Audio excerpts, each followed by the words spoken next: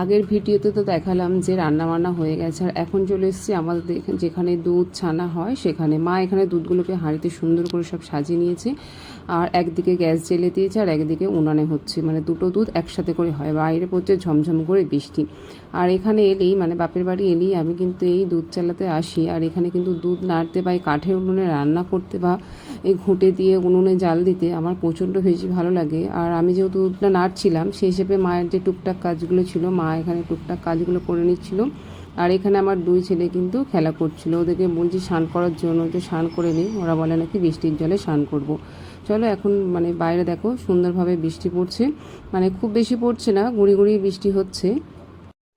আর এই বর্ষাকালে না বৃষ্টি পড়লে জানলার ধারে বসে দেখতে বেশ ভালো লাগে। আর এটা হলো আমাদের কদম গাছ, মানে এখনও ফুল ফুটেছে কিন্তু ফুলগুলো সেরকমভাবে বড় হয়নি, যখন বড় হয় তখন বেশ গাছটা দেখতে ভালো লাগে।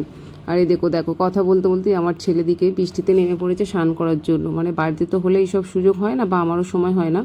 আর এখন যে বৃষ্টি পড়ছে আর বৃষ্টির জলের মধ্যে স্নান করছে, আর এখানেই কল রয়েছে, বললাম যে বৃষ্টির জলে স্নান করার পর আর একটু জল মাথায় দিয়ে নে, তাহলেই হয়ে যাবে। আর এখানে এই যে গরুগুলো রয়েছে গায়ে দেওয়া হচ্ছে, আর সেই দুধগুলোকে এই যে আমাদের কাকা এগুলো এখানে রেখে যাচ্ছে। চলো আজকের মতো আমার ভিডিওটা এখানেই, সবাইকে টাটা।